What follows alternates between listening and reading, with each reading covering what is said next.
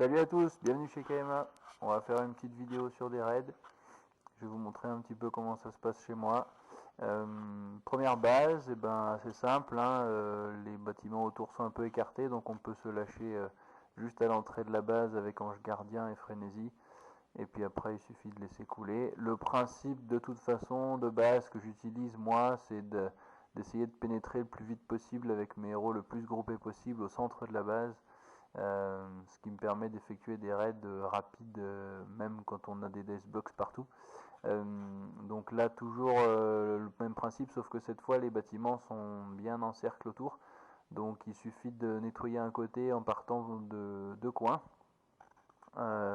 pour qu'une fois que les héros nettoient ces deux coins en se rejoignant au centre, on puisse plonger vers le centre de la base. Donc là j'utilise des héros qui ont une attaque à portée, le druide et Cupid, parce qu'en général ils se tiennent un peu plus hors de portée des tours. Donc là je suis obligé d'utiliser la restauration sur Cupid parce qu'il est quand même sous le feu d'une tour garnisonnée. Et puis ensuite voilà, mon groupe de héros principal va pénétrer dans la base directement, Ange Gardien et Frénésie, et après il suffit de laisser faire. Avec la magie c'est vraiment très facile. Donc quand vraiment on a des grosses garnisons au centre ou vraiment des héros très très forts, j'utilise en plus la tempête de neige que je me garde en réserve. Donc je mets un point d'honneur à toujours finir les 100% pour donner 10 heures de bouclier. Sauf si on a vraiment des garnisons ras la gueule, des bombes de partout, enfin vraiment le gars il fait vraiment tout pour emmerder, auquel cas parfois je finis avant la fin en représailles. Donc là, bon, classique, hein, 4 bâtiments en coin, donc là, toujours préférable de laisser faire un petit peu le dieu du tonnerre tout seul.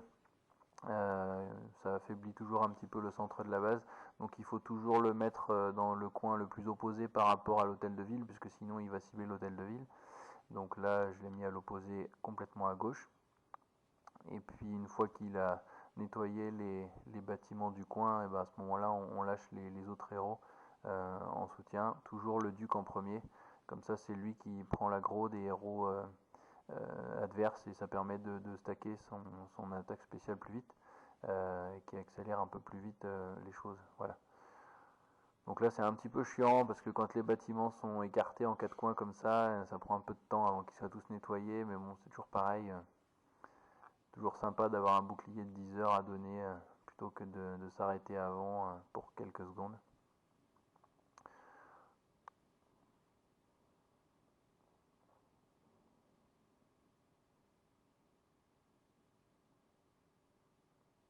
La base suivante, une deathbox avec une seule entrée, c'est original, ce qui va nous permettre, il est obligé d'utiliser seulement des doubles murs, parce qu'il n'en a pas assez, et puis une seule entrée, ça fait vraiment un trajet trop long pour les héros. Donc là, tout simplement, mes héros, ils vont pas faire le tour, ils vont passer directement à travers le mur. Donc j'utilise la technique des deux coins ici, ça se rejoint au centre. Et puis là, bah voilà, ils vont passer à travers le mur. Alors les murs, c'est génial pour le duc parce que il stack des attaques très très vite, et ce qui permet d'accélérer. Voilà, là en un clignement de paupières, il n'y a plus de base. Donc ça fait un effet Minotaur sans Minotaur, c'est assez sympa. Donc si on peut mettre un duc face à un mur, en général avec un ange gardien, ça fait très mal. Donc là, c'est une disposition un peu particulière, en quatre coins, mais qui se rejoignent un peu au milieu. Mais on voit que je vais attaquer par exemple par en bas, puisque c'est le côté opposé par rapport à l'hôtel de ville. Donc si j'ai une proc de mon dieu du tonnerre, ça va se déclencher plutôt sur les héros. On voit donc que mes héros ils vont remonter ici le long des mines d'or, et que la dernière mine d'or est vraiment très proche du coffre d'or à l'intérieur, donc ils vont vraiment plonger à l'intérieur et pas aller en face sur les moulins à mana, en tout cas pour la plupart. Voilà, ce qui me permet de rentrer à l'intérieur de la base avec mes héros sous ange gardien et de nettoyer le centre. Voilà, avec la magie c'est vraiment très très facile. La magie et le duc, une fois qu'on obtient le duc citrouille, c'est vraiment un changement radical, puisque les raids deviennent vraiment beaucoup plus faciles. Là, une base atypique, donc bah, même technique, les bâtiments sont en coin, donc je vais utiliser le dieu du tonnerre pour nettoyer le centre de la base. À se méfier, le petit coffre d'or qui est un petit peu à l'extérieur, mais c'est toujours pareil, le héros choisit pour cible suivante le bâtiment le plus proche à vol d'oiseau. Donc là, ce ne sera pas le coffre d'or à l'extérieur, mais le coffre d'or à l'intérieur des murs qui sera plus près à vol d'oiseau. Donc il ne faut pas que je lâche mes héros à l'entrée de la base, sinon ils vont aller sur le coffre d'or extérieur, mais bien en haut pour qu'ils ciblent le même coffre. Et donc là, le Cupidon va le nettoyer pile au moment où mes héros vont arriver au niveau des héros ennemis, ce qui fait que dès que le coffre d'or sera détruit, ils vont cibler les héros ennemis, et hop, voilà. Tout de suite, ça permet de détruire les héros ennemis. Donc le fait d'avoir un héros qui vole, ça détruit le bâtiment en coin beaucoup plus vite. Ce qui fait qu'ils n'ont pas à vraiment faire tout le tour des murs, etc. Et ça gagne du temps sur l'ange gardien. Nos propres héros attaquent les héros ennemis beaucoup plus vite. Donc là, c'est une base. En général, c'est assez facile à raider ces bases-là quand les murs font vraiment tout le tour. Parce que justement, les héros n'ont pas de porte d'entrée, donc ils vont foncer directement et tirer tout droit dans les murs. Alors là, je suis obligé, encore une fois, d'utiliser un héros à chaque coin. Parce que sinon, mes héros, ils feraient carrément tout le tour de la base sans rentrer au milieu.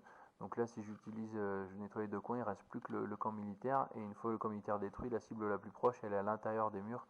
Donc mes héros, ils foncent vers l'intérieur des murs, ils font pas le tour vers l'extérieur. C'est toujours important de garder ça en mémoire, la cible la plus prochaine, pour que les héros foncent vers le centre de la base et fassent pas le tour.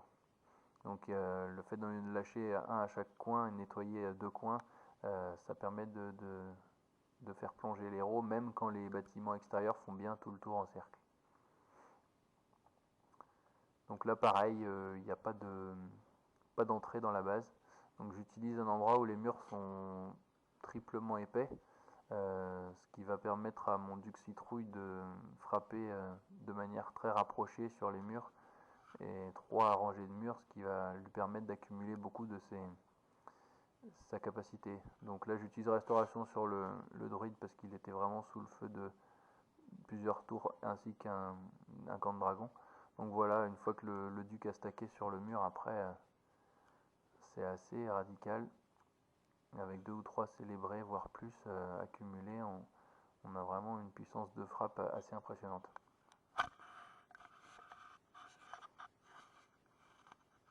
Et on attend bien la fin des 100% pour rester fair play vis-à-vis de ce joueur.